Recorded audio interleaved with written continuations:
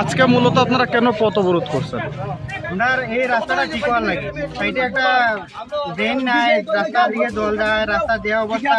আমরা প্রতিদিন একটা গাড়ি অ্যাক্সিডেন্ট হইতেছে, ডেইলি একটা না একটা গাড়ি অ্যাক্সিডেন্ট হইতেছে। কোন এলাকা এটা?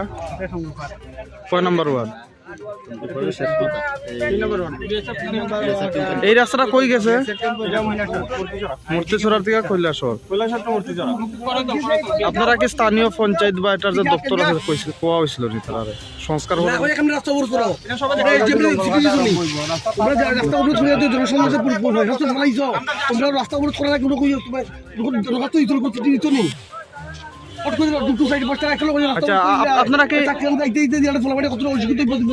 আপনারা কি এলাকাবাসী নাকি আপনার গাড়ি চালক? এলাকাবাসী। বর্তমানে কি চাইতেছেন? কোন আধিকারিক আইছে নি? কে পুলিশ আইছে?